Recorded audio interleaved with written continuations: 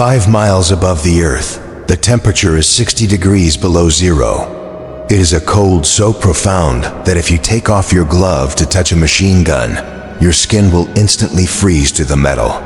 If you weep, your tears turn to ice on your cheeks. The air is too thin to breathe. Without a rubber mask strapped to your face feeding you pure oxygen, you will pass out in 2 minutes and be dead in 10. The noise is a physical assault, a deafening, vibrating roar of 4 massive cyclone engines that shakes your bones and makes conversation impossible without a throat microphone. And then, there are the enemies. To the German pilots hunting you. You are a slow, lumbering target. A fat cow. To the anti-aircraft gunners on the ground, you are a speck in a box of sky. This was the daily reality of the United States 8th Air Force in World War II. They fought a war unlike any other in history. There were no foxholes to hide in. There was no retreating. There was no terrain to hold. There was only the mission, the cold, and the sheer, terrifying drop to the earth below. They flew the most iconic plane of the war, the B-17 Flying Fortress. They were told that if they survived 25 missions, they could go home. It sounded simple. But in 1943, the average life expectancy of a bomber crewman was 6 missions. You are listening to History by Blood Audiobook. Strap in. We are crossing the channel. To understand the slaughter, you must first understand the machine, the Boeing B-17 Flying Fortress was a masterpiece of American engineering. It was not the fastest plane in the sky, nor did it carry the biggest payload. But it possessed one quality that endeared it to the men who flew it. It was almost impossible to kill. A B-17 could have its tail shredded by cannon fire. 2 of its 4 engines shot out, its wings riddled with flak holes like Swiss cheese, and its rudder hanging by a single cable, and it would still bring its crew home. There are photos of B-17s landing with half a wing missing, or the nose completely blown off. It was a rugged, defiant beast of aluminum and steel, but it was called a fortress for a reason. It was designed to be a porcupine of machine guns. The classic B-17G model bristled with 13 .50 caliber machine guns. The chin turret guarded the front. The top turret spun 360 degrees above. The waist gunners fired out the open sides. The tail gunner protected the rear. And the ball turret hung from the belly, guarding the vulnerable underside. The theory of American air power was simple. The bomber will always get through. The generals believed that if you packed enough B-17s into a tight formation, a combat box, their overlapping fields of fire would create a kill zone that no German fighter could survive. They believed the B-17 didn't need escorts. They believed the fortress was invincible. They were tragically, bloodily wrong. Inside this aluminum tube lived a society of 10 men. They were kids. The average age was 20. The pilots, the old men, were often 24. They came from every corner of America: farm boys from Iowa, mechanics from Detroit, college students from Harvard. The crew was divided by rank, but united by fate. The officers, the pilot, co-pilot, navigator, and bombardier sat in the nose and cockpit. They were the brains of the ship, the enlisted men. The flight engineer, radio operator, and the 4 gunners sat in the waist and tail. They were the muscle, but at 25,000 feet, rank dissolved. An officer couldn't pull rank on a piece of shrapnel. They depended on each other for survival. If the navigator got lost, everyone died. If the tail gunner fell asleep, the German fighters would sneak up from behind, and everyone died. They lived in a world of extreme intimacy. They slept in the same Nissen huts in England. They ate the same powdered eggs. They drank the same warm beer in the local pubs. And they watched each other's empty bunks fill up with strangers. When a plane didn't come back, the day of a mission didn't start with gunfire. It started with a light dot at 3 a.m. A jeep would drive through the damp English fog to the barracks. An operations officer would walk in with a flashlight, waking up specific crews. "Wake up, you're on." The men who weren't woken up would roll over, relieved to have survived another day. The men who were woken up would dress in silence. They put on layers of wool and heated electric suits, blue bunny suits, that plugged into the plane's electrical system. If the suit failed during the flight, frostbite would claim fingers and toes within minutes. They went to the briefing hut. The tension in the room was suffocating. A curtain covered a massive map on the wall. When the intelligence officer pulled the curtain back, a red ribbon of yarn showed the route. The men would groan or cheer, depending on the length of the string. A short string meant a target in France or the Netherlands, a milk run. A long string meant a target deep inside Germany, Berlin, Regensburg, Schweinfurt. That was a death sentence. They were given breakfast, usually fresh eggs and bacon, the condemned man's meal, before trucking out to the hard stands where the great silver birds were waiting. The engines would cough to life, spitting blue smoke. The ground crews would pull the chocks, and one by one, the heavy bombers would lumber down the runway, struggling to lift their massive load of fuel and bombs into the gray, English sky. Every man in the 8th Air Force was obsessed with one number, 25. General Ira Eaker, the commander of the 8th, had established a policy. If a crew member successfully completed 25 combat missions, his tour of duty was over. He would be sent back to the United States to train new recruits, sell war bonds, and most importantly, live. It was the golden ticket. It gave the men hope. It gave them a finish line. But in 1943, the math was brutal. The loss rate on early missions was running at 5% to 10% per mission. If you lose 5% of your force every time you go up, statistically, a crew member would be shot down. By his 5th, 10th, or 20th mission, completing 25 missions was a statistical impossibility. It was a gambling game where the house always won, yet the men flew. They flew because they trusted their pilot. They flew because they couldn't let their buddies down.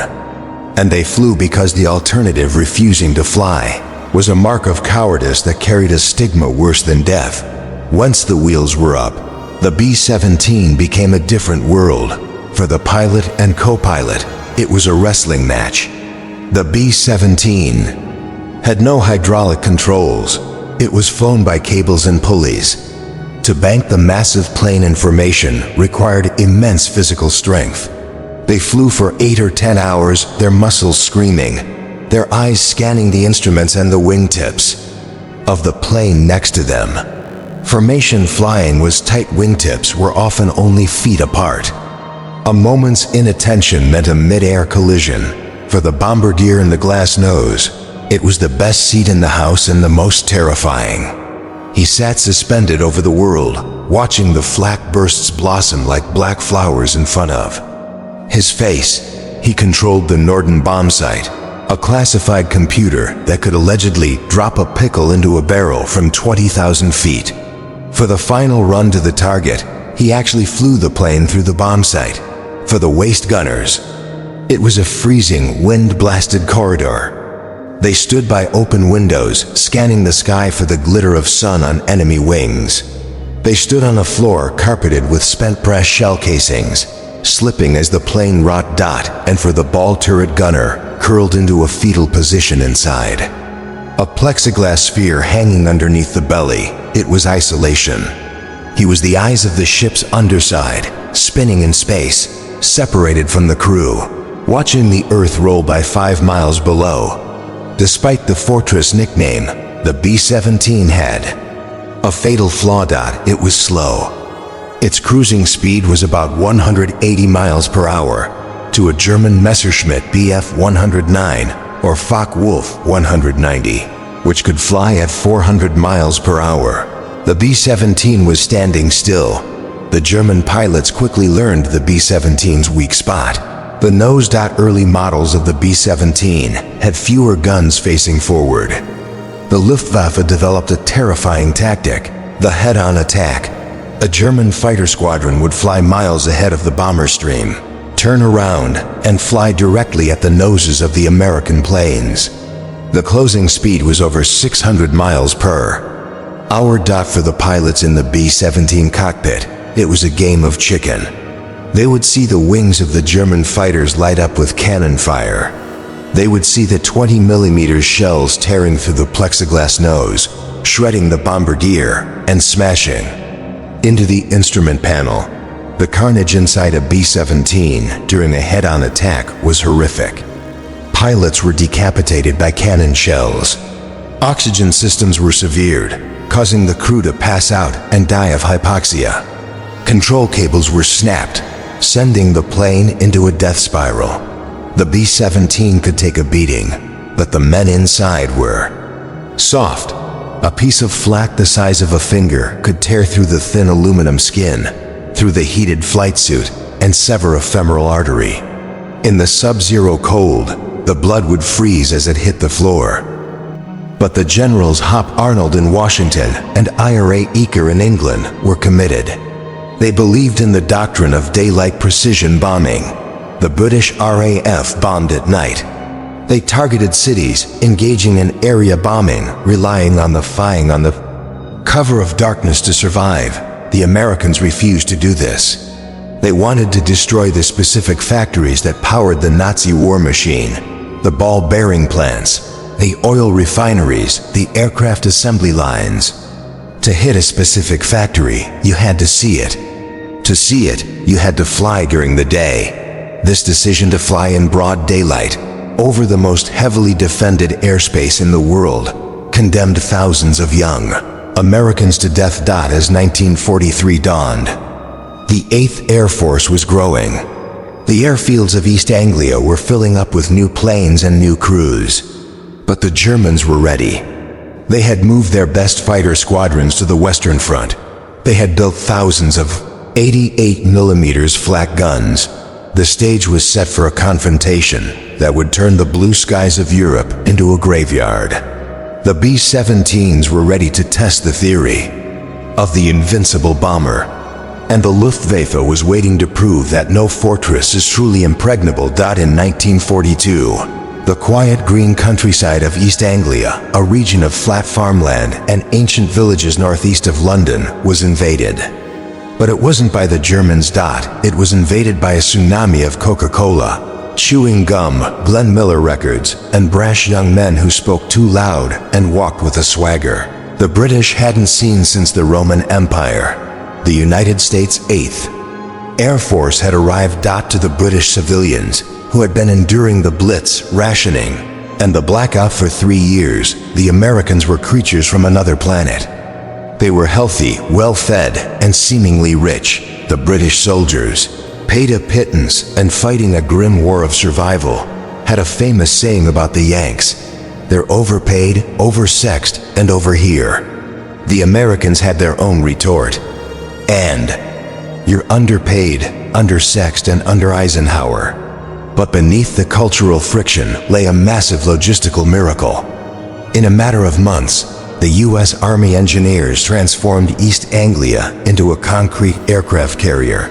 They paved over the English countryside. They poured millions of tons of concrete to build runways that crisscrossed the farmland. Nissan huts, corrugated steel barracks sprouted like metal mushrooms in the mud. By 1943, there was an American bomber base every few miles. You could practically taxi a B-17 from one base to the next without the wheels touching grass. This was the little America. It was an island within an island, populated by 200,000 airmen who were preparing to launch the greatest aerial assault in human history. While the enlisted men traded nylons for local affection in the pubs, a much colder war was being fought. In the command bunkers between the Allied generals, the British Royal Air Force, RAF, had been fighting the Luftwaffe since 1939. They had learned hard, bloody lessons. Their bomber command, led by the ruthless Air Marshal Arthur "Bomber" Harris, was committed to night area bombing. Harris believed that precision was a myth. You couldn't hit a specific factory through the cloud cover of the Ruhr Valley. Instead, the RAF painted their Lancaster bombers black and flew at night, using the darkness as a shield. Their target wasn't a factory, it was a city. They aimed to douse the German worker and break civilian morale through FIRASTORMS. When the American generals, Ira Eaker and Carl Toohey Spots arrived with their shiny, unpainted B-17s and their doctrine of daylight precision bombing, the British were horrified. "You cannot fly into Germany by day," Harris warned them. "The Luftwaffe will butcher you." The British argued that the B-17, with its smaller bomb load compared to the Lancaster, was inefficient. They urged the Americans to paint their planes black and join the RAF night stream, but General Eaker was stubborn. He believed in the Norden bomb sight. He believed in the combat box formation. He argued that destroying the German economy, the ball bearings, the oil, the rubber, was the only way to win the war, and that required seeing the target. Churchill was skeptical, but he gave the Americans a chance. He famously called it round. The clot bombing, the British by night, the Americans by day. The Germans would get no rest. It was a catchy slogan. In reality, it was a death sentence for the 8th Air Force. The 8th Air Force flew its first heavy bomber mission on August 17, 1942. It was a tentative shallow raid. 12 B-17s, personally led by General Eaker, bombed a railway yard in Rouen, France. It was a milk run. They had heavy Spitfire fighter escorts the entire way. The targets were close. The German response was light. All the planes came home. American press went wild. Yankee precision. The headlines screamed. The B-17 was hailed as a wonder weapon. The crews felt invincible, but Rouen was a trap. It gave the Americans a false sense of security. It was easy to bomb France when you had British Spitfires protecting you. The Spitfire was a magnificent dogfighter, but it had short legs. It carried very little fuel. It could only escort the bombers to the edge of the French coast before it had to turn back. Beyond that point lay the fatal void. The Germans were not idle. The Luftwaffe, led by the bloated but cunning Hermann Göring, watched the Americans closely. They analyzed the B-17. They saw the heavy machine guns, but they also saw the formation. They realized that if the Americans flew deep into Germany, beyond the range of their fighter escorts, the B-17s would be slow. Heavy sheep entering a den of wolves. The German pilots' aces like Adolf Galland began to develop tactics specifically designed to dismantle the American combat box. They realized they couldn't attack from the rear. The tail gunners were too dangerous. So they perfected the 12 o'clock high attack. They would climb high above the bomber formation, fly out in front, turn, and dive straight at the nose of the lead bomber. The closing speed was over 600 miles per hour. The B-17's top turret couldn't track that fast. The pilots in the cockpit were essentially staring down the barrels of 20mm cannons, firing explosive shells. The Germans also developed aerial bombs and rockets to fire into the tight formations, hoping to break them apart. Once a B-17 was damaged and fell out of formation called a straggler, it was doomed. The fighters would swarm it like PIRNHAS. As 1942 turned into 1943, the training wheels came off. The 8th Air Force began to push deeper. They crossed the border into Germany, and the moment the Spitfires waved their wings and turned back for England, the nightmare began. The losses started to mount. On missions to Bremen and Kiel, the 8th began losing 5%, then 8%, then 10% of its force per mission.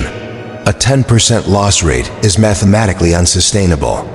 It means that, statistically, an entire Air Force will be wiped out in 10 missions. The mood in the Nissen huts changed. The swagger vanished. The overpaid, oversexed boys became quiet, staring into their beers. They stopped making long-term plans.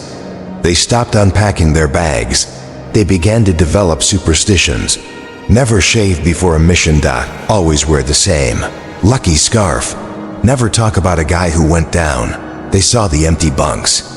They saw the ground crews waiting on the hard stands for planes that never returned, scanning the sky until the fuel ran out and the sun went down. The friendly invasion was over.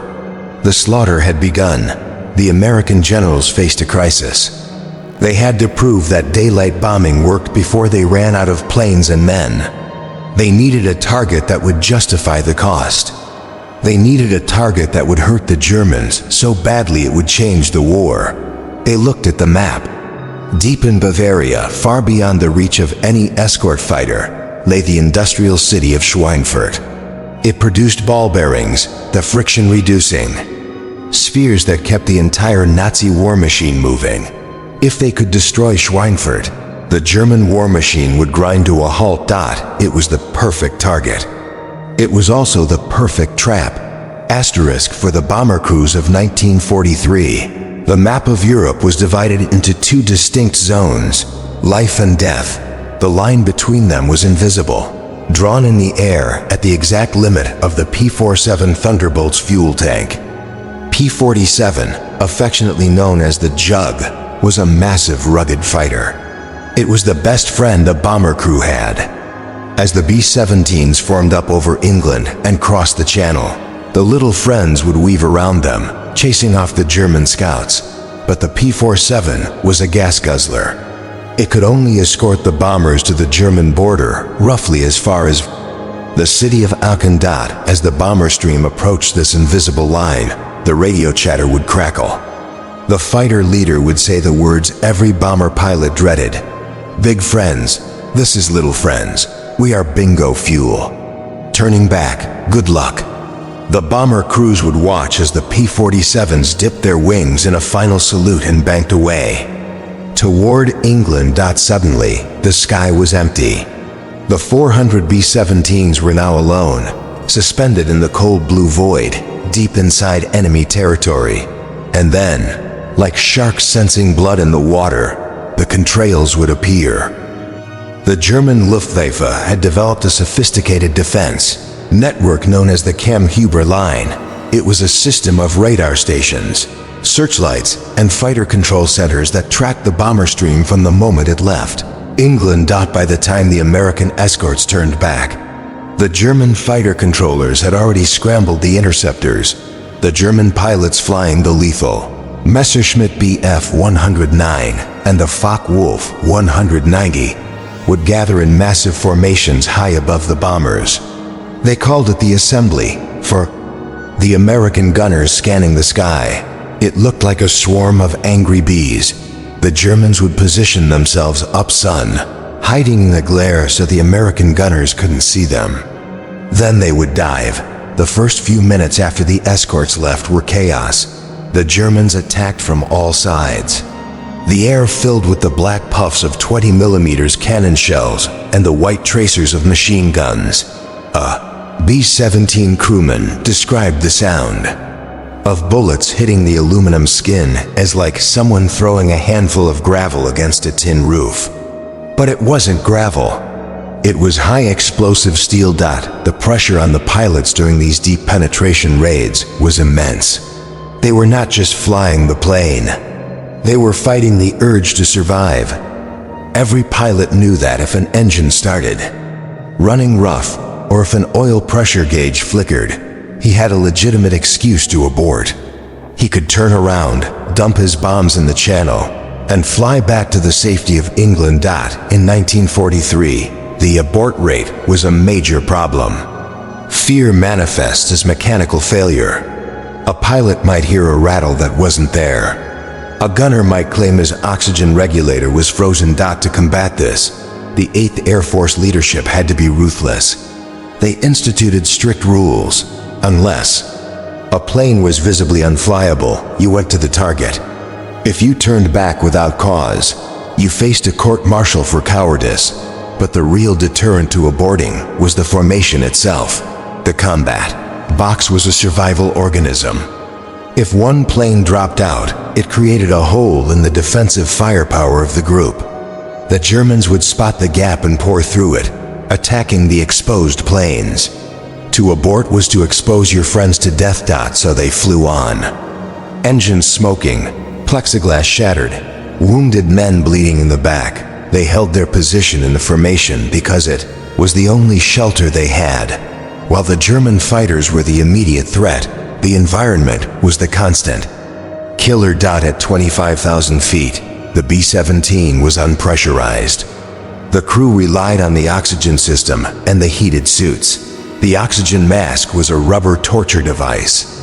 It froze to your face. It smelled of stale rubber and sweat. You had to check your oxygen regulator every few minutes, the blinkers that showed flow. If the blinker stopped, you had seconds to fix it before hypoxia set in. Hypoxia is a silent killer. It starts with a feeling of euphoria and warmth. You feel drunk. You stop caring. Then, you pass out. In the sub-zero temperatures, if you passed out, you froze to death. The waist gunners, standing at open windows in a 200 miles per hour slipstream at -60 degrees, suffered the most. If a gun jammed and a gunner took off his glove to clear it, his skin would instantly flash freeze to the metal barrel.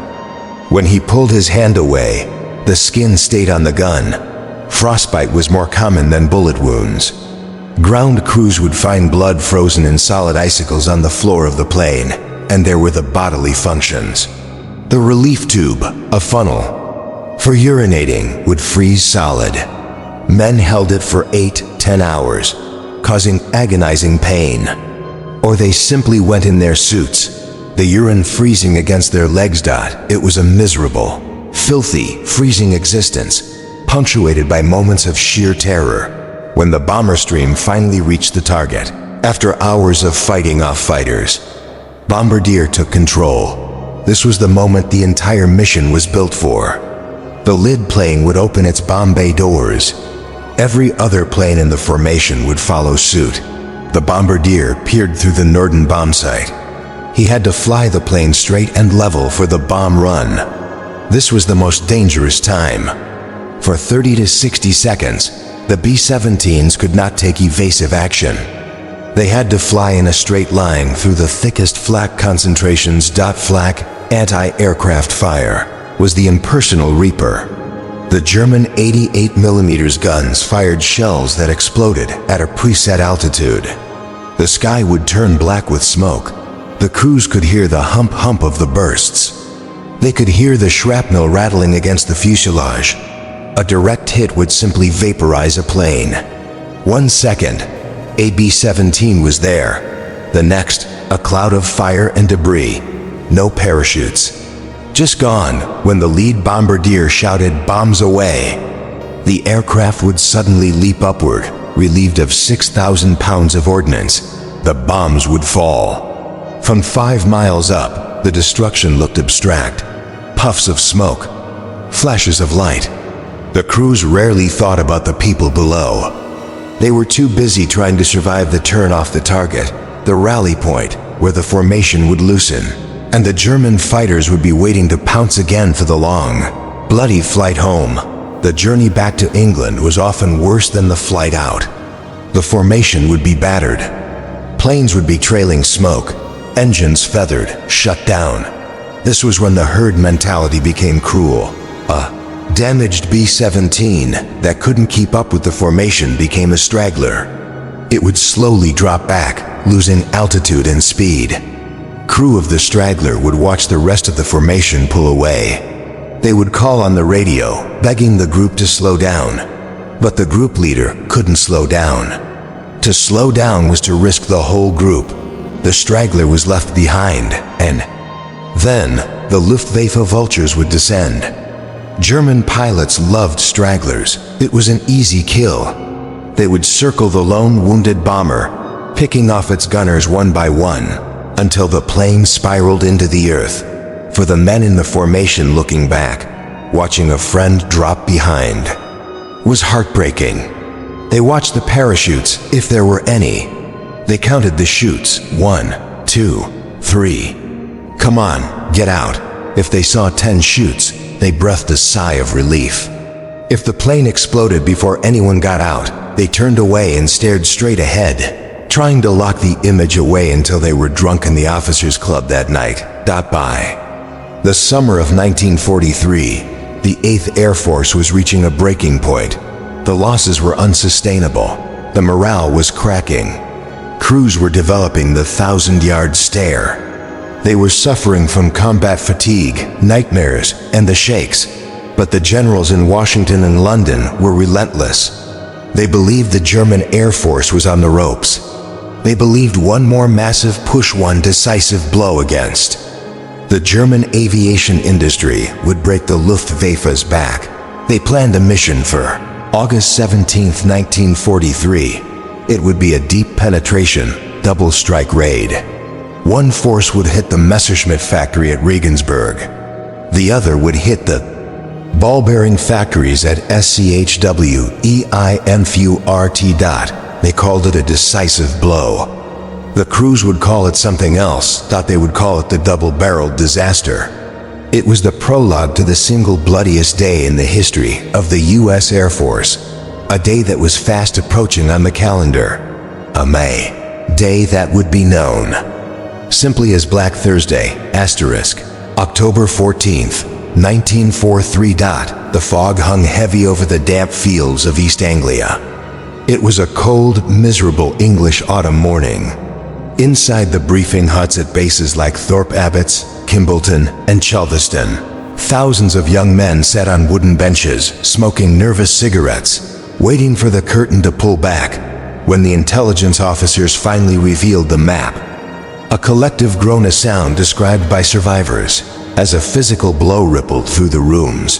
The red ribbon stretched all the way across France, deep into the heart of Bavaria. The target was Schweinfurt. The crews knew the name. They had been there in August. It was a deep penetration target, miles beyond the range of any friendly fighter escort. It was the center of German ball-bearing production, the industrial bottleneck of the Reich.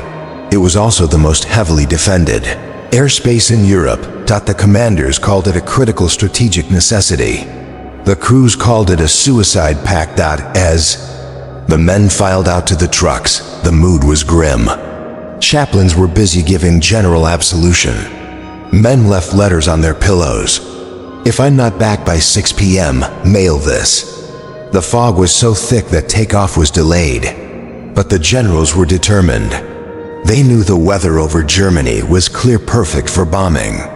It was also perfect for hunting. By late morning, 291 B-17 flying fortresses roared down the runways, disappearing into the overcast. They clawed their way up through the clouds, breaking out into the blinding sunshine at 10,000 feet. They assembled into their massive combat boxes, a shimmering armada of aluminum stretching for miles. They turned east.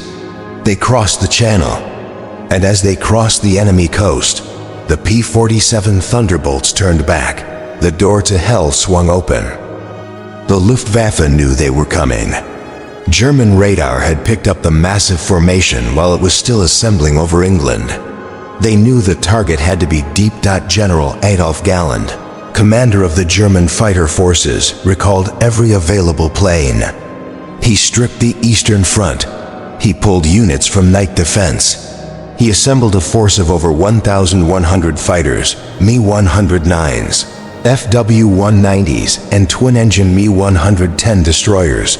They were waiting at the border near Aachen the moment the American escorts turned back. The Germans attacked. But this was not the usual harassment. This was a coordinated mass execution. The Germans had learned. They didn't just attack individually. They attacked in staffel, squadrons, line abreast, firing rockets. The twin-engine fighters sat out of range of the B-17s, 50 caliber guns, and fired WFR-GR-21 rockets, massive projectiles originally designed for infantry mortar.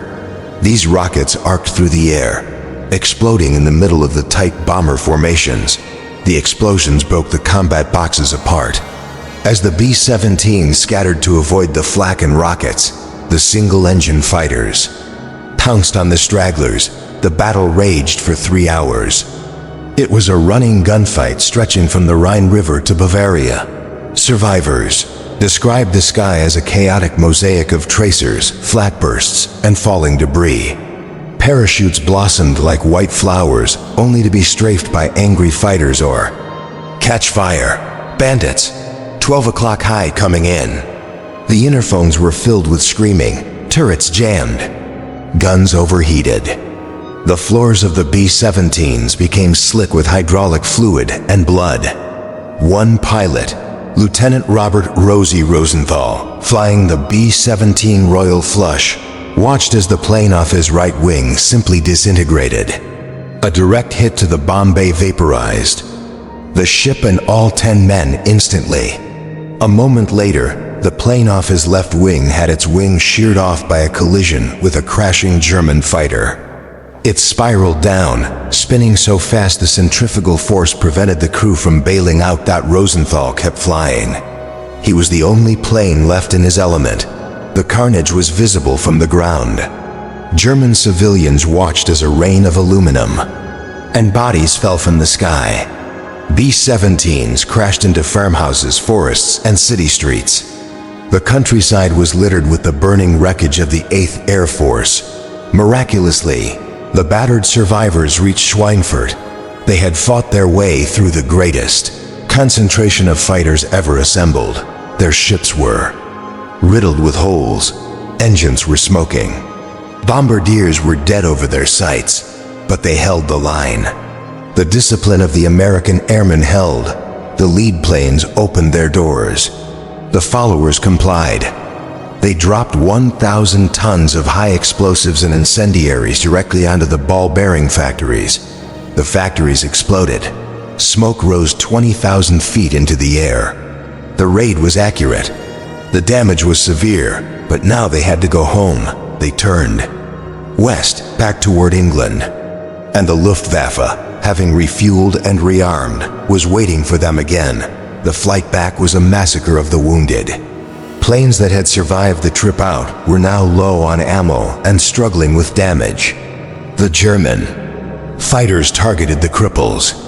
They showed no mercy. As the sun began to set over East Anglia, the ground crews at the American bases stood on the grass, scanning the eastern horizon. They counted the specks appearing in the gloom. They counted. And then they stopped counting, because there were too few. At Thorpe Abbott's, the home of the bloody 100th Bomb Group, the silence was deafening.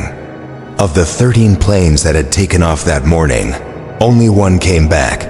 Lieutenant Rosie Rosenthal brought the Royal Flush in on 2 engines, with a hole in the wing big enough for a man to crawl through.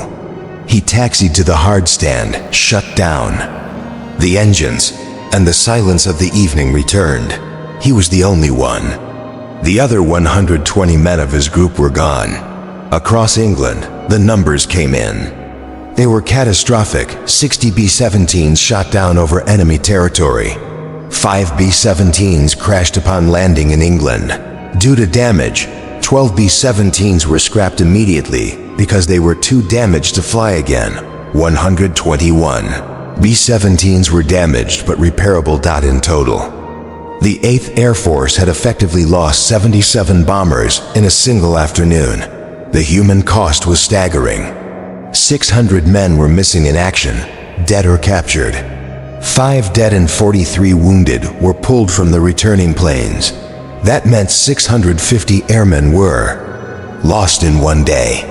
To put that in perspective, the 8th Air Force lost more men in 6 hours over Germany than the U.S. Marines lost in the entire battle to take Tarawa. That night, the mess halls were the most terrifying places on Earth. Normally noisy and raucous, they were silent. Rows of tables sat empty.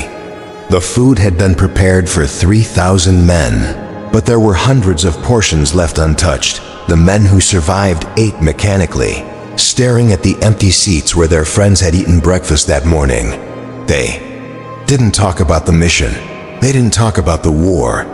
They were in a state of collective shock. They went back to their Nissen huts. They saw the personal effects of the missing men, the photos of girlfriends, the unfinished letters, the decks of cards.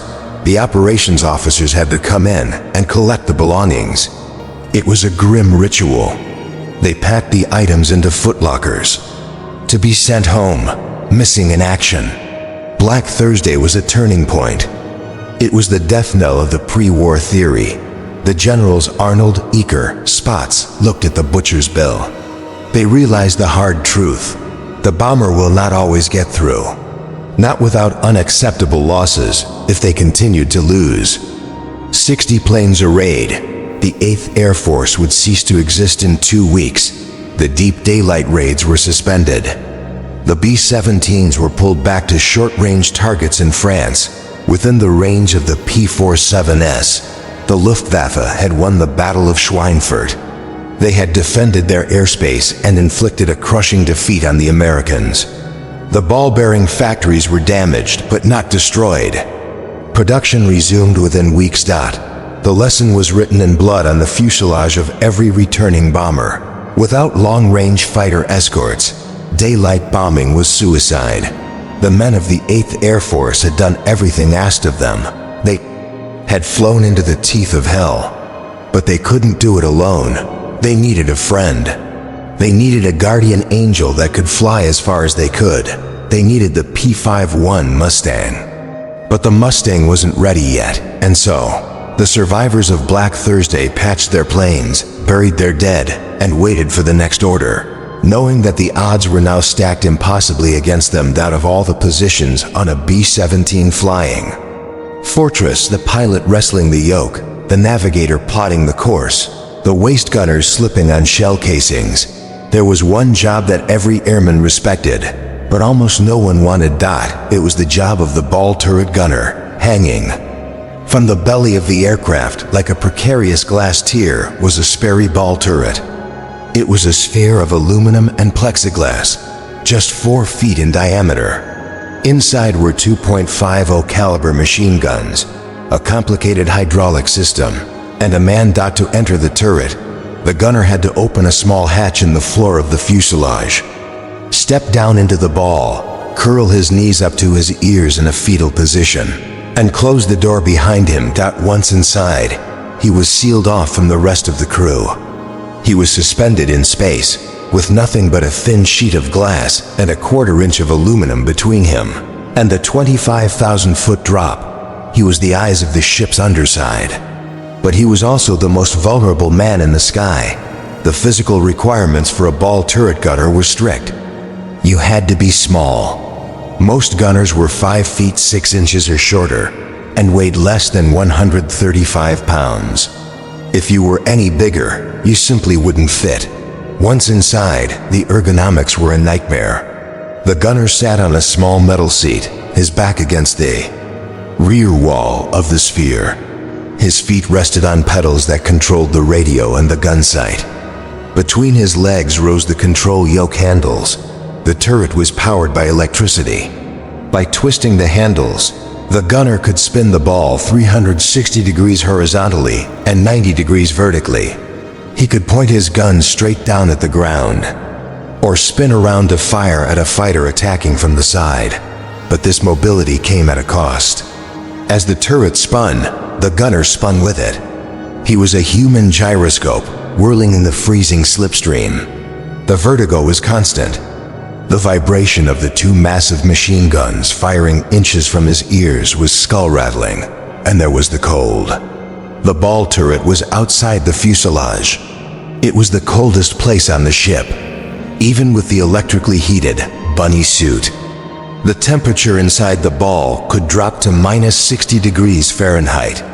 Condensation from the gunner's breath would freeze on the glass, forcing him to scrape a peephole in the frost just to see the enemy. But the true terror of the ball turret wasn't the cold or the cramping. It was the parachute. Every other man on the B-17 wore a parachute harness with a chest pack or a backpack clipped on. If the plane was hit, they could jump. The ball turret was too small for a parachute. There was simply no room. A gunner could not wear a chest pack or a backpack inside the sphere. His parachute was kept inside the fuselage, just outside the turret door. This created a terrifying calculus dot if the plane was hit and going down. The gunner had to center the turret so the guns were pointing backward, the only position where the door aligned with the fuselage. Open the door, climb out of the ball, and into the fuselage, find his parachute, clip it on, bail out. This process took about 60 seconds in calm air.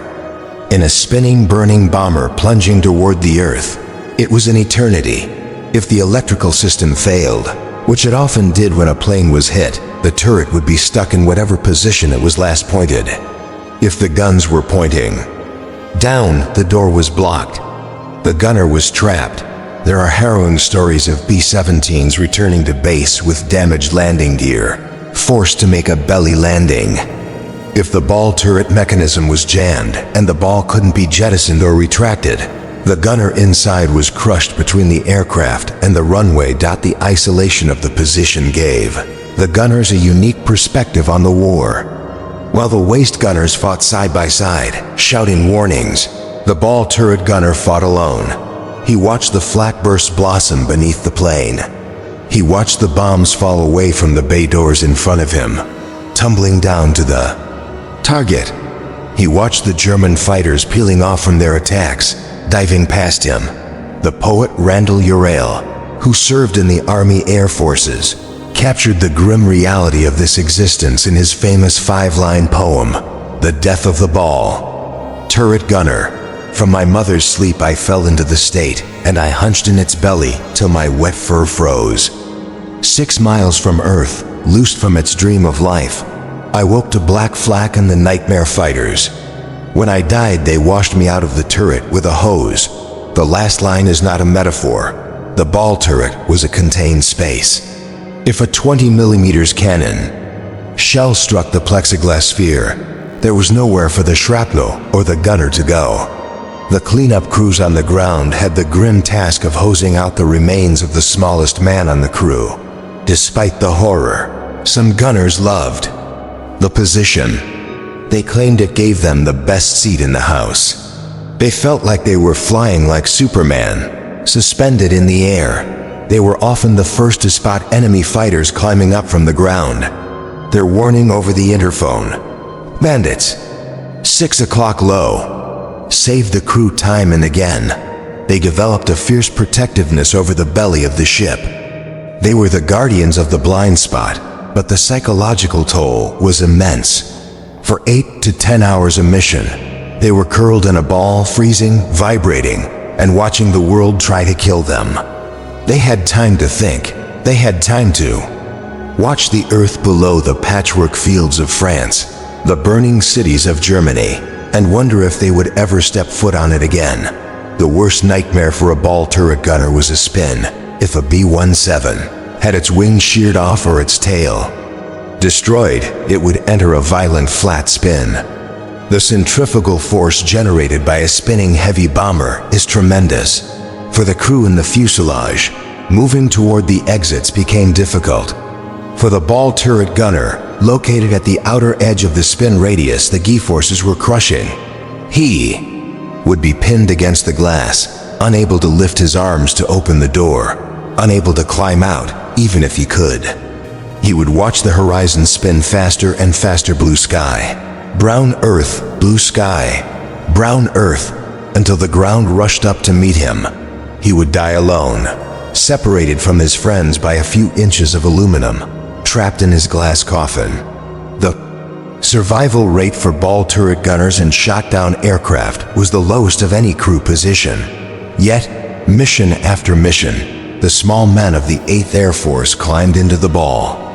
They plugged in their heated suits. They checked their oxygen. They curled their knees to their chests. They spun the turret to check the traverse, and they hung there, suspended between heaven and hell, waiting for the fighters to come up from the dark earth below. Asterisk to the pilot of a fighter plane, combat is personal. You see the enemy, you maneuver, you shoot. It is a duel. To the crew of a B-17 Flying Fortress, combat against anti-aircraft fire was a lottery. It was a passive, terrifying game of Russian roulette, played with high explosives. They called it Flak. The word is a contraction of the German Fliegerabwehrken, pilot defense cannon. But to the men of the 8th Air Force, it was simply the black stuff. It appeared as puffs of harmless-looking black smoke, blooming silently outside the window. But inside those clouds was death. Each burst was a sphere of jagged, red-hot steel razor blades moving at supersonic speeds. As the war progressed, the German fighters became fewer, but the flak became denser. The Germans deployed over 10,000 heavy flak guns to defend the Reich. Cities like Berlin, Hamburg, and the Ruhr Valley became known as Flak City, places where the sky turned solid. Flying through it felt less like aviation and more like driving. A car through a car wash filled with rocks. The primary weapon of the German flak crews was the legendary 88mm gun. It was perhaps the best artillery piece of the war. Highly accurate, rapid-firing, and lethal. A single 88mm shell weighed 20 pounds. It was fired with enough velocity to reach 30,000 feet. The genius of the German system was radar. Using the Wurzburg radar system, German gunners on the ground could track the altitude, speed, and heading of the American bomber formations through the thickest clouds. They didn't need to see the planes to kill them. They used a technique called predicted fire. A battery of 4 guns would be linked to a central fire control computer. The computer calculated where the bombers would be in 30 seconds. The fuses on the shells were set to detonate at that exact altitude. When the battery fired, 4 shells screamed upward. They exploded in a box pattern. If the calculations were right, the B-17s would fly directly into the explosions. For the airmen, there was no warning. 1 second, you were flying in clear air. The next, the ship was thrown upward by a violent concussion, and the air was filled with the sound of 1,000 hammers hitting the fuselage. Veterans of the air never forgot the sound of flak. Distant bursts sounded like a dull crump or a hump, like a door slamming in the distance. But a close burst, one that was near enough to kill, had a different sound. It was a sharp, cracking bark, like a giant whip being cracked inside the cabin. It was followed instantly by the tinkle-clattershy of shrapnel tearing through the aluminum skin and bouncing off the steel armor plates behind the pilot's seat. And then came the smell. When a shell exploded close by, the B-17 would fly through this smoke cloud. The ventilation system sucked the fumes into the plane. It smelled of cordite, sulfur, and burning chemicals. It was the scent of hell. When a crewman smelled that acrid stench inside his oxygen mask, he knew the burst had been close enough to kill.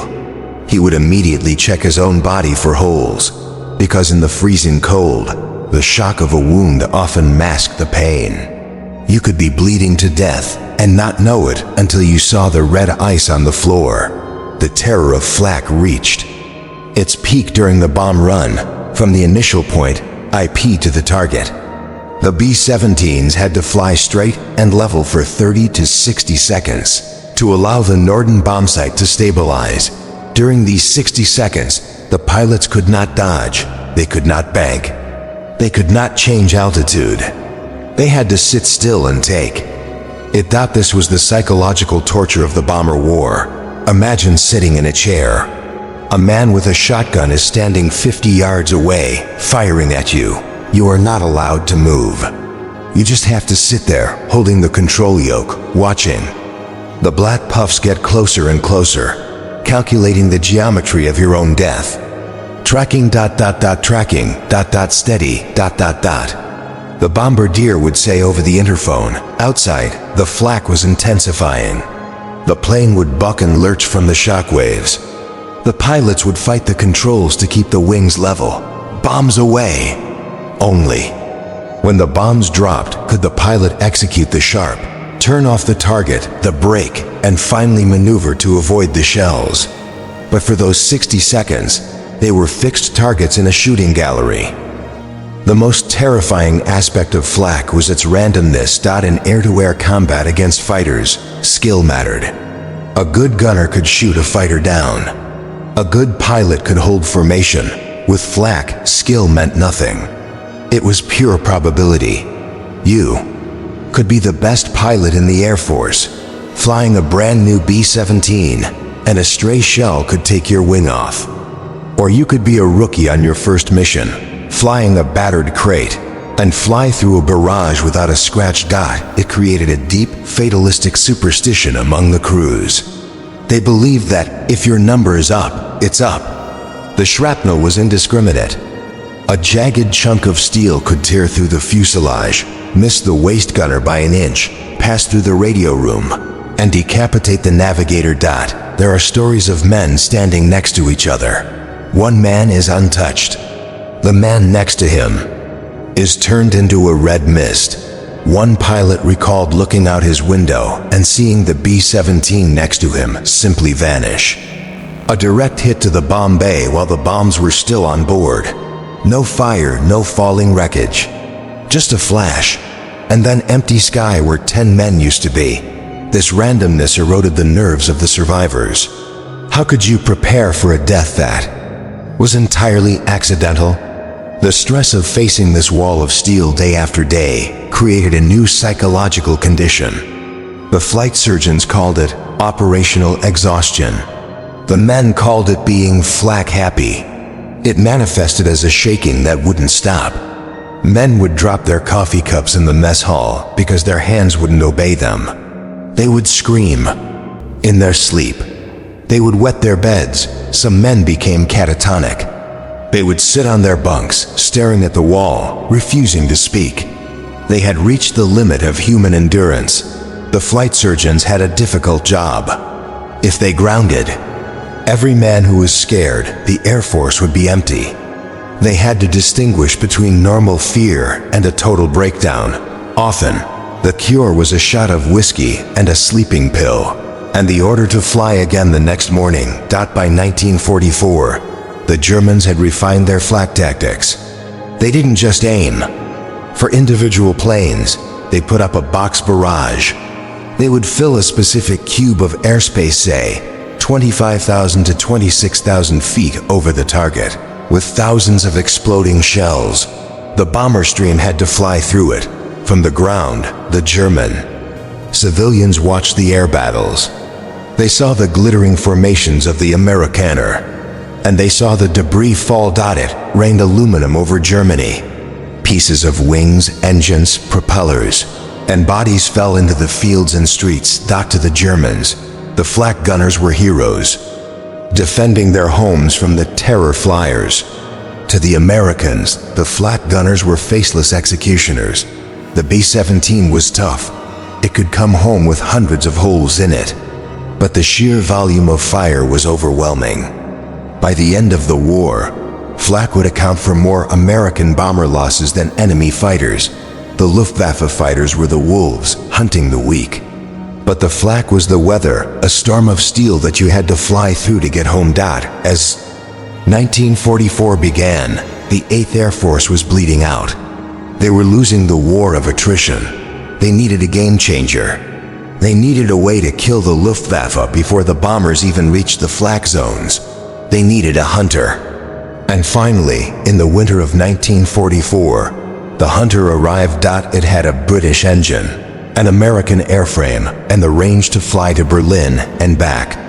It was called the P-51 Mustang. By the bleak winter of 1943-1944, the 8th Air Force was on the verge of collapse. The losses sustained at Schweinfurt and Regensburg had shaken the confidence of the commanders and shattered the nerves of the crews. The fatal void, that terrifying stretch of airspace deep inside Germany where no friendly fighters could go, remained. The killing ground. The German Luftwaffe owned the skies over the Reich. They knew exactly when the American P-47 Thunderbolts had to turn back due to fuel limits, and they waited at that line like executioners. General Hap Arnold in Washington demanded a solution. The engineers frantically looked at existing fighters. The P-38 Lightning had the range, but its cockpit was freezing. Its heaters failed at altitude, and it was easily outmaneuvered by the German fighters. The P-47 Thunderbolt was a tank of a plane, tough and deadly, but it drank fuel like a fire hose. Even with extra tanks, it couldn't reach Berlin. The bombers were dying because they were alone, but quietly, in the background, a hybrid miracle had been born.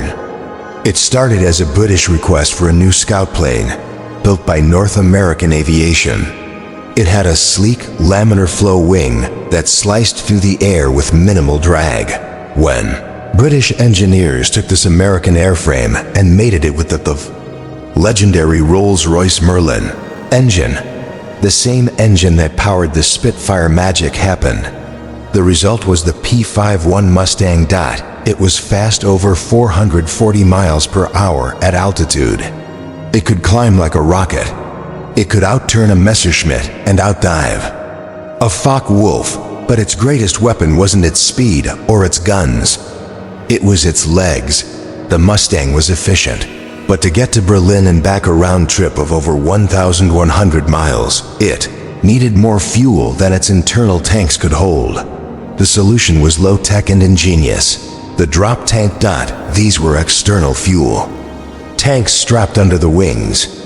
They were made of compressed paper or aluminum, cheap, disposable, and aerodynamic. The Mustang would take off carrying these tanks, sipping fuel from them for the flight across the Channel and the North Sea. When the German fighters attacked, or when the tanks ran dry, the pilot would pull a lever. The tanks would fall away, and the Mustang, now light, clean, and full of internal fuel, would instantly transform from a long-range hauler into the deadliest dogfighter in the world.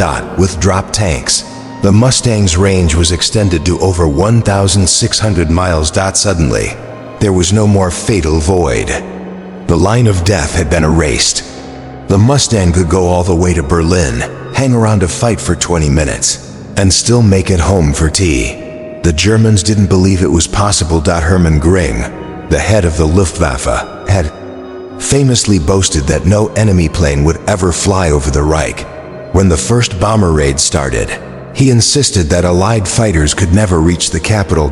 In March 1944, during the first major American daylight raid on Berlin, German pilots took off to intercept the bombers. They expected the usual routine: wait for the P-47s to turn back at the border, then feast on the B-17s. Instead, as they climbed to attack altitude over the capital, they saw something impossible. Slim, silver fighters with square wingtips diving on them from the sun. When Göring was told that single-engine American fighters were shooting down his planes over Berlin, he reportedly said, "I knew then that the war was lost." The psychological shock was profound. The Luftwaffe had nowhere to hide. The roof had been blown off Fortress Europe. The arrival of the Mustang was the hardware solution. The software solution, the change in tactics, came from a new commander.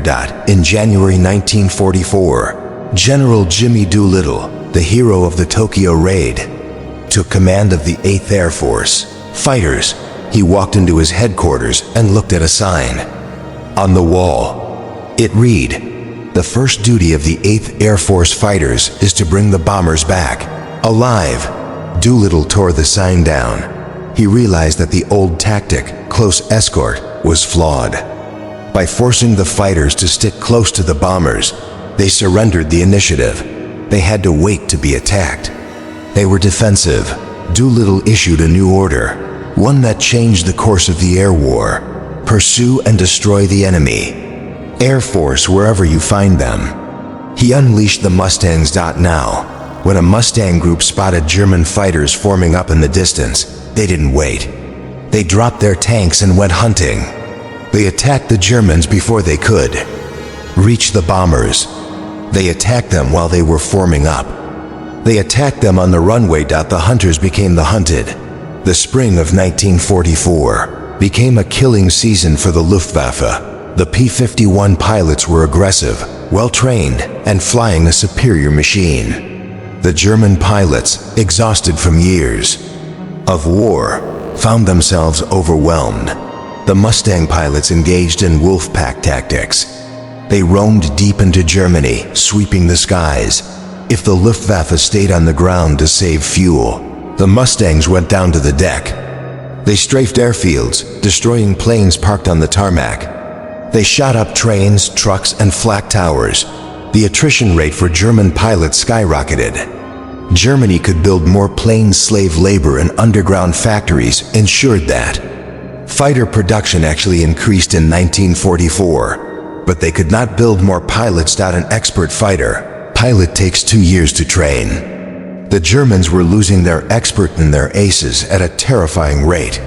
They were forced to throw teenagers with only a few hours of flight time into the cockpits of high-performance fighters to face the American veterans. It was a massacre. The Mustangs chewed up the Luftwaffe, hollowing it out from the inside. For the bomber crews of the B-17s, the sight of the P-51 was a religious experience. They called them their little friends. A bomber crew would be hours into a mission, deep over hostile territory, nerves frayed to the breaking point. They would see dots on the horizon, bandits. Then, the distinctive silhouette would emerge, the long nose, the belly scoop, and the silver flash. The Mustangs would weave over the bomber formation, doing barrel rolls, protecting the flock. A B-17 pilot later wrote, "I have never seen a more beautiful sight than a Mustang sitting off my wingtip, just staring at Jerry to come play." The psychological relief was immense. The bombers were no longer naked. They had a big brother with a baseball bat. The loss rates began to drop. The 25 mission ticket home, once a statistical impossibility, became attainable. But the victory wasn't free. The Mustang pilots fought a high-speed, high-G war where a split-second mistake meant death. They faced the best the Germans had left. They faced the new German jet fighters. They faced the intense flak when they went down to strafe airfields. Practice that killed more Mustang pilots than dogfights. But the tide had turned. The 8th Air Force had survived the slaughter of 1943. They had held the line in the sky. And now, with the Mustang clearing the path, they were ready to deliver. The knockout blow, the target list shifted. They weren't just hitting ball bearings anymore. They were hitting oil. They were going to drain the blood from the Nazi war machine. And to do it, they would launch the biggest, most coordinated series of attacks the world had ever seen. They called it Big Week. Asterisk by February 1944, the clock was ticking. The greatest amphibious invasion in history, Operation Overlord. The invasion of Normandy was scheduled for the spring. General Dwight D. Eisenhower was clear. He would not launch the invasion until the Allies had absolute air superiority.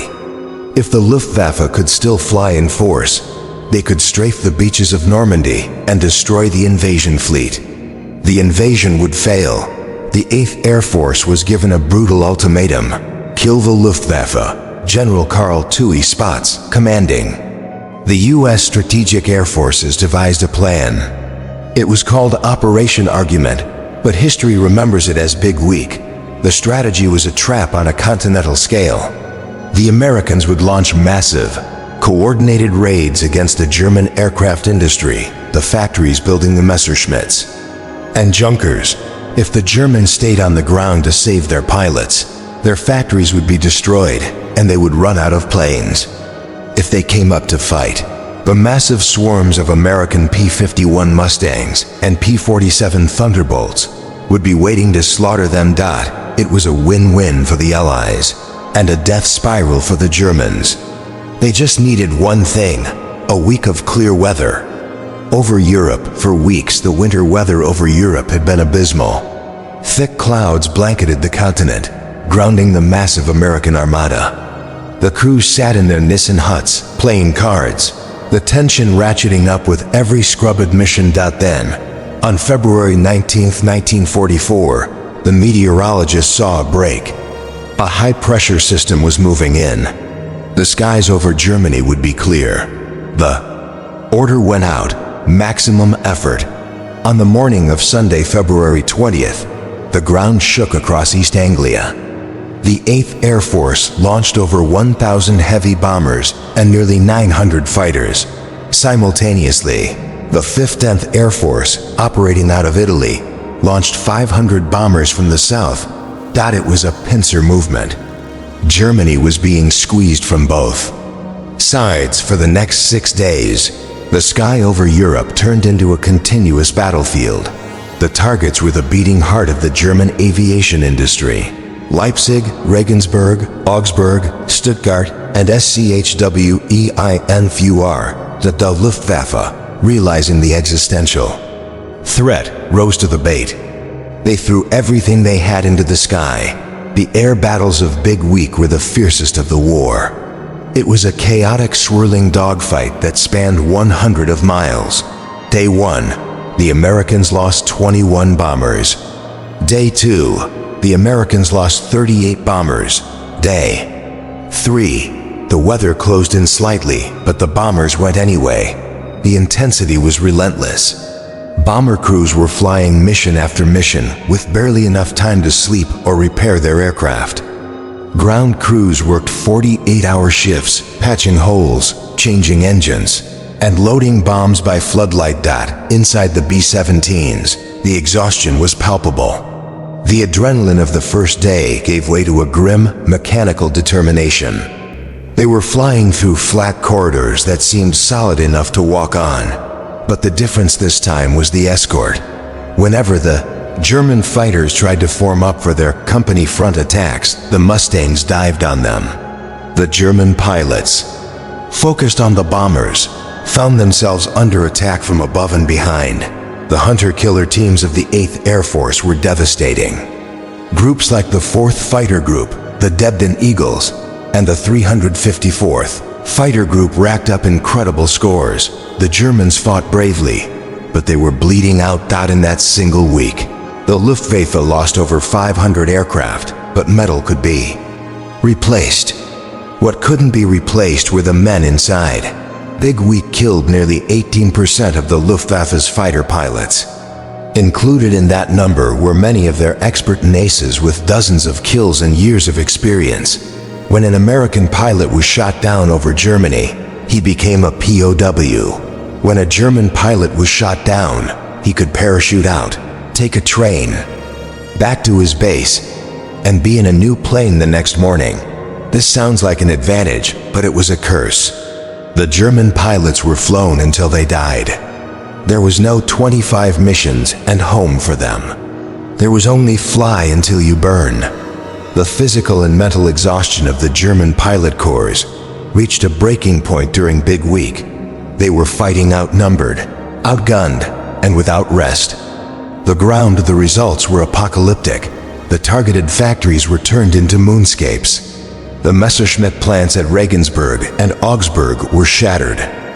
Ball-bearing production at Schweinfurt was hammered again, while the Germans were masters of dispersal, moving factories into caves and forests. The disruption caused by Big Week cost them months of production time they didn't have. More importantly, it forced the Luftwaffe to pull its fighter squadrons back to defend the Reich. They abandoned the airfields in France. They abandoned the coast when D-Day arrived 3 months later. On June 6, 1944, the Allies owned the sky. General Eisenhower had demanded air superiority. Big Week gave him air supremacy. On D-Day, the Luftwaffe managed to launch fewer than 300 sorties against the invasion beaches. The Allies launched 14,000. A famous joke among German soldiers summed up the new reality. If the plane is camouflaged, it's British. If it's silver, it's American. If it's invisible, it's ours. The victory of Big Week was not cheap. The 8th and 5th 10th Air Forces lost 299 bombers and 28 fighters. Over 2,600 American airmen were killed, wounded, or captured in just 6 days. It was a staggering cost. The emptiness in the mess halls returned. But this time, there was a difference. The crews knew they were winning. They saw the German resistance fading day by day. They saw the Mustangs chasing the bandits away. The fatal void was gone. The Luftwaffe was broken, but the war wasn't over. As the Allies pushed toward Berlin, the desperate Nazi regime unleashed. Their final terrifying secret weapons thought the propeller age was ending. The crews of the B-17s were about to look out their windows and see planes without propellers, streaks of fire that moved faster than anything they had ever seen. The jets were coming. By late 1944, the mood in the 8th Air Force had shifted. The slaughter of 1943 was a memory. The D-Day landings had succeeded. The Allies were marching toward the Rhine. The golden ticket, the tour of duty, had been raised from 25 missions to 30, and then to 35. The commanders argued that with the Luftwaffe decimated and the Mustangs ruling the sky, the job was safer. Missions to France or the Low Countries were now jokingly called milk runs. They were supposed to be easy. You flew over, dropped your bombs, and came home for dinner. But in the air war, there is no such thing as a safe mission. A milk run could turn into a massacre in seconds. A single stray flak shell, a mid-air collision in dense cloud, or a mechanical failure over the freezing North Sea killed just as dead as a German fighter ace. And the Germans had one final, terrifying surprise left in their arsenal. In the autumn of 1944, American bomber crews began reporting something impossible. They described enemy aircraft that had no propellers.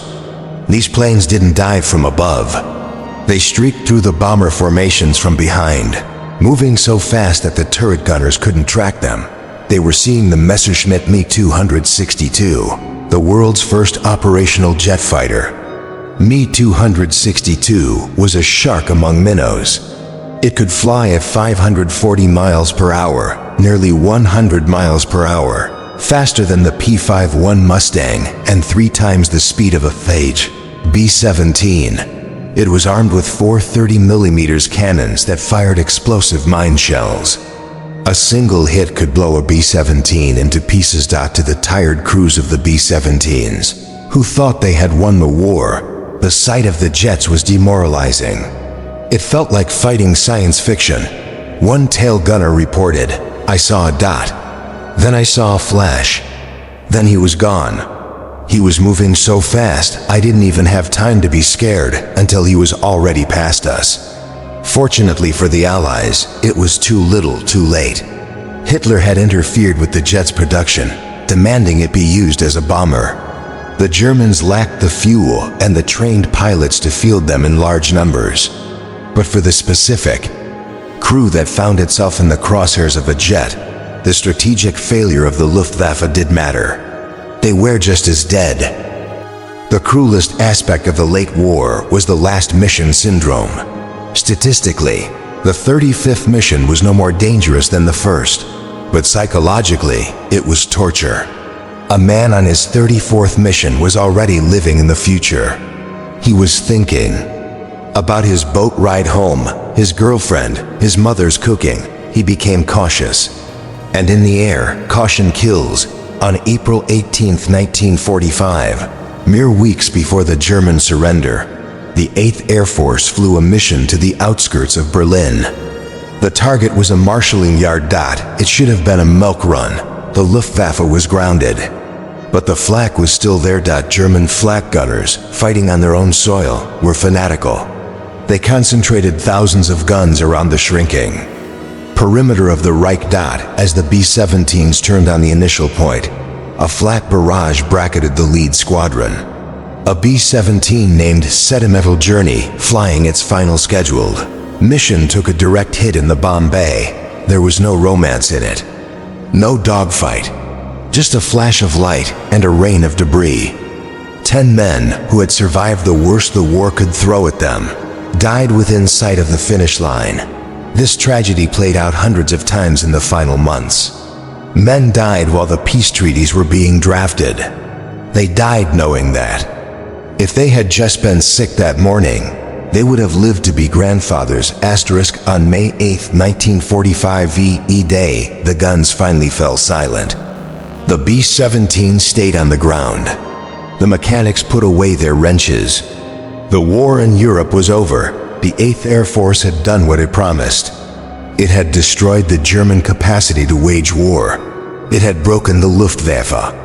It had paved the way for the invasion. But when the cheering stopped, the survivors looked around the Nissen huts of East Anglia, and they realized the staggering cost of their victory. The numbers are difficult to comprehend. The 8th Air Force suffered 26,000 men killed in action. To put that in perspective, the entire United States Marine Corps, fighting across the entire Pacific theater, from Guadalcanal to Iwo Jima to Okinawa, lost roughly 24,500 men killed in action.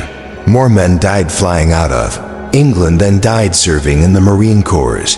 Another 28,000 men became prisoners of war, marching into the grim squalor of the STALAGS. In total, serving in a bomber crew in the 8th Air Force was one of the most dangerous assignments of the entire Second World War. The B-17 Flying Fortress became more than a machine. It became a symbol of American resilience. It was a plane that could come home on one engine, with its tail shot off and its crew freezing. But it came home. It was a war fought by 10 men, a democracy of the sky. The pilot and the tail gunner faced the same death, breathed the same oxygen, and depended on the same luck. Today, only a handful of B-17s remain airworthy. When they fly at air shows, people look up and hear that distinctive, low rumble, a sound that once shook the windows of Europe. But to the men who flew them, that sound wasn't nostalgic. It was the sound of the cold. It was the sound of fear. It was the sound of blood on the wing. They were the mighty 8th, and they paid the highest price for the blue sky. Thank you for listening to Blood on the Wing, the suicide missions of the B-17 Flying Fortress on History by Blood. Audiobook. If this deep dive into the brutal reality of the air war captivated you, please like this video and subscribe to the channel. Let us know in the comments below. Do you believe the strategy of daylight precision bombing was worth the staggering cost in human life? Or should the US have joined the British in night bombing?